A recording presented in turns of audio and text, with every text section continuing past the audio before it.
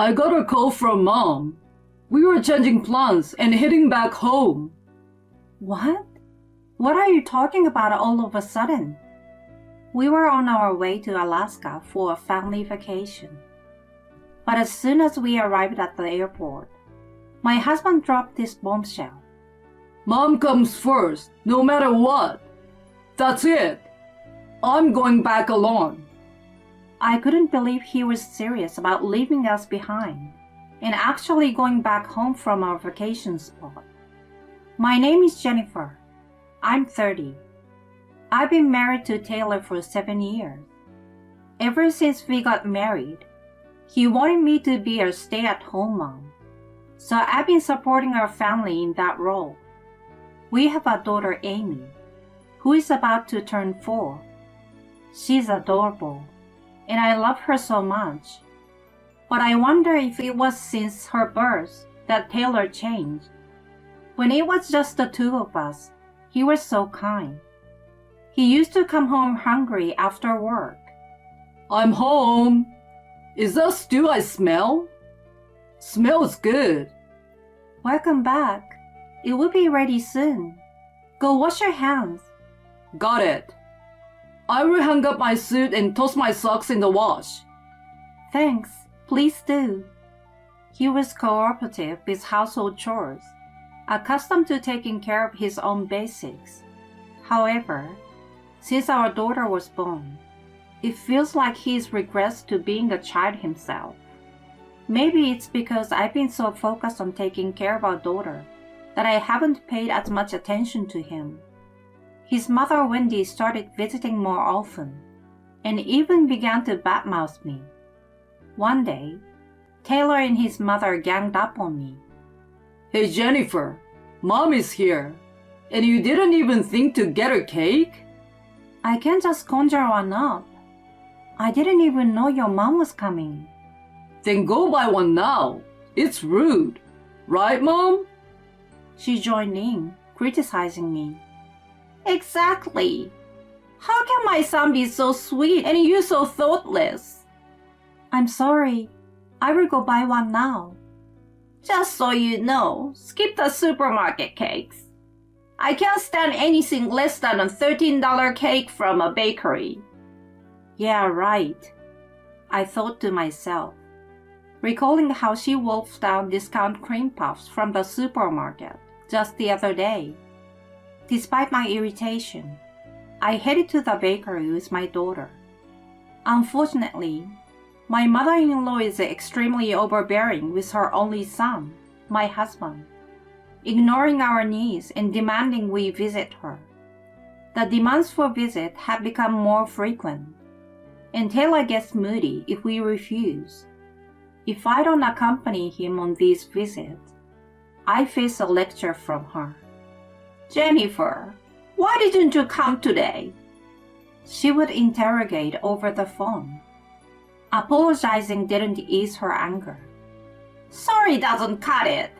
If you were sorry, you wouldn't do it in the first place. But my daughter had plans with her friends today. What? What are you talking about? Your mother-in-law is calling, and you prioritize other things? That's disrespectful. I'm sorry, but it was already in the calendar. A wife should always accompany her husband. A mother-in-law's word is law. Isn't that common sense? Which era are you living in? I wondered, frustrated by her outdated demands. Yet, as a homemaker, considering divorce isn't an option for me. Reluctantly, I've been just going with the flow. Then, one summer day, we planned a 3-day family trip to Alaska. It was our first time flying with Amy, who got excited the moment she sat down. Mommy, planes are amazing, like birds. Yes, they are. We are going to fly even higher soon. Really? I can't wait. But despite the special occasion, Taylor couldn't peel his eyes away from his phone. Sneaking a peek, I saw he was chatting with his mother. You've got to be kidding me. Even during our vacation? I thought, annoyed that he felt the need to keep in constant contact when we had already informed her of our travel plans. I swallowed my frustration, seeing Amy's excited face, and chose not to start a fight. Upon landing in Alaska, Taylor shocked me with his declaration. Mom called. We were changing plans and going back home. What? I blurted out in disbelief. What are you suddenly talking about? Going back home? We just got here. There is no choice. Mom is feeling lonely. Well, we had informed her about this trip. Amy was looking forward to it. And now you want to ruin our vacation? Your mom is being unreasonable. Are you talking shit about my mother? Should I even consider you my wife? Mom always says a wife should accompany her husband. Why should a family vacation be disrupted like this though? I usually have caved and turned back to his mother's house. But this time, I had a reason to stand firm. My college friend Sherry and her husband owned a restaurant, and we planned to visit it during our trip. Taylor knows about this too. Still, he prioritized his mother over our plans, which I couldn't accept. This time, I had to make him understand. Look, we were supposed to visit Sherry's place later. They are expecting us. I've already confirmed our arrival. So what? Just cancel it. That's not the point. They must have prepared a lot of food, expecting us. We can't just bail now. He scowled, clearly annoyed, and shouted. Enough. I don't care about that. Mom is the top priority. You're still saying that? She's not a child. She can manage a bit of disappointment. Cut it out. You are prioritizing your friend over my mother? I didn't mean it like that. I get it now. I didn't think you were such a heartless person. That's it. I'm going back alone. My furious husband left me and our daughter behind and hurried back home alone. You've got to be kidding me. To think that we traveled all the way to Alaska for a family trip, only for him to rush back home to prioritize his mother. Well, what else can I do but to enjoy the rest of the trip with my daughter? We ended up visiting my friend's store without him and stayed at the hotel we had booked. When we returned from Alaska, the situation had worsened. Taylor and Wendy, both red-faced with anger, were waiting for us. Jennifer, are you out of your mind? Enjoying the trip by yourself after sending Taylor back alone? Right? As soon as she saw me, she started yelling at me furiously. What do you expect me to say? We had told you about the trip in advance, hadn't we? So what? Whether it's a trip or even if parents are dying, if I, your mother-in-law, say come back, you come back. That's a wife's duty. That's absurd.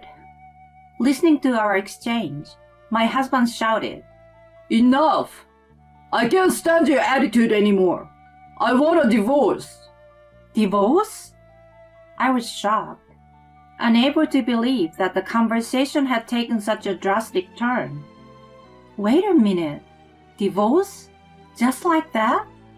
Shut up. You've never shown enough respect for me or my mother.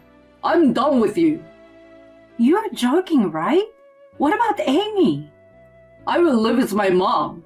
You can just take care of the kid on your own. Don't ever show up at me or my mother's place again.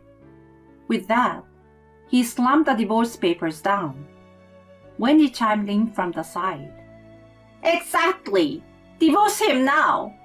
You are such a terrible wife. Not at all suitable for my son. To be honest, your daughter isn't cute at all. Just leave already. How could you say that? My parents were already in a nursing home, and the family home had been sold. As a homemaker, I had nowhere to go if kicked out of the apartment in my husband's name.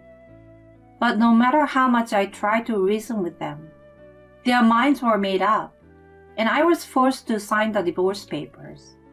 The divorce was finalized under the condition that he would pay child support. Wendy, having sold her home, moved into the apartment, forcing my daughter and me out. Finally, the nuisance is gone. Now it's just the two of us, and we can live comfortably. I heard my husband and his mother say mockingly as I was leaving. Exactly. It's like a dream to be living with you again. All right. Next, I will find a more obedient and good wife. That's the spirit, Taylor. We need to find a wife who is submissive and capable. Let's not make the same mistake again. I know, Mom. I won't screw up like that again. Hearing their conversation filled me with rage. I won't forgive them. After all they have said and done, I will get my revenge someday. They can live carefree, for now that is. As their laughter faded, I slammed the door shut and left the apartment. Though I had nowhere to go, I vowed to get back at them someday. Holding my daughter's hand, I headed to a family restaurant, wondering what to do next. Then, my friend Sherry called. Hey Jennifer, thanks for the other day. Sherry? Yeah, thank you so much for the wonderful time. And sorry about my husband not being able to join. Don't worry about it. How are your husband and mother-in-law doing? Well, about that, I couldn't hold back any longer and poured out my heart to her. After listening, she paused before cheerfully offering, So why don't you come to my place? What? Your place? In Alaska? We've got extra room, and we'd be thinking about hiring more staff anyway. Could you come and help us as a live-in? Really? Wouldn't I be imposing on you and your husband? Of course not. We've got enough furniture, and there's nothing to worry about. Just come over right away. Thank you, really. Thank you, Sherry.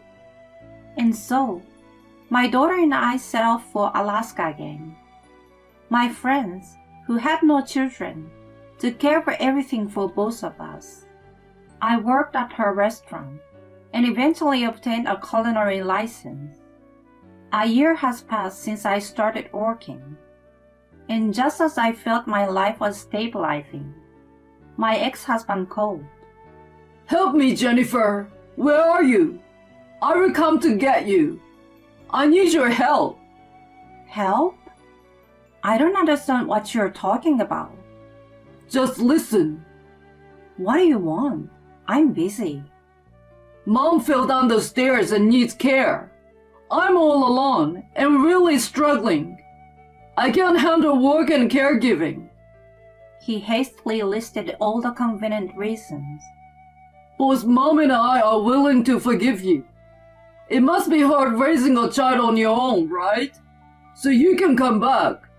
From now on, let's support my mom together as a couple. Honestly, I was speechless.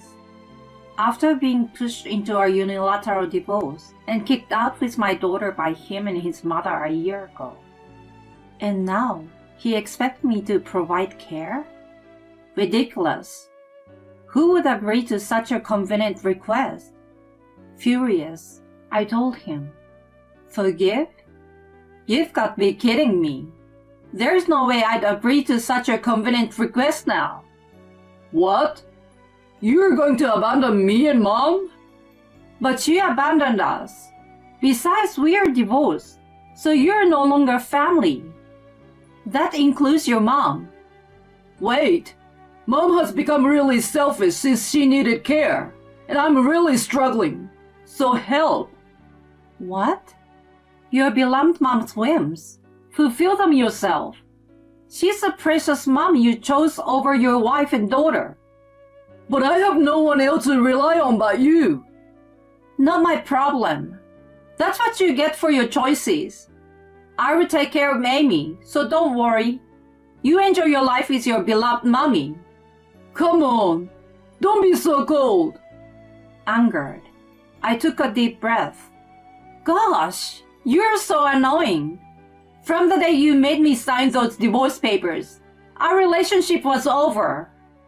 Don't come crawling back now. It's disgusting. Never contact me again. If you keep this up, I will call the police. With that, I hung up on him. Despite continued calls and emails from him, I blocked them all. Thus, I was finally freed from that family's curse. Later, unable to endure his demanding mother's care, my ex-husband quit his job and disappeared, abandoned by her son. Wendy was passed around relatives before finally being placed in a facility. Rumors say Taylor has been trying to find me through friends after disappearing. Well, he won't find me. Even if he does, I will just report him for harassment. When that time comes, I will make sure he pays all the overdue child support in one go. Meanwhile, my friend's restaurant has flourished, leading to the opening of a branch, and I was appointed as the manager. My daughter has started elementary school and is enjoying her days. Mom, I'm off. Take care. Have a good day. Thanks, you too. Good luck at the restaurant, Mom. Thanks, sweetie. I will do my best. Being a manager keeps me busy, but my life now is incomparably more fulfilling than before. All thanks to my friend Sherry, for whom I can't be thankful enough. It's because my ex-husband rushed back home that I have my current life. Life is unpredictable. I want to live each day with gratitude, never taking my current happiness for granted.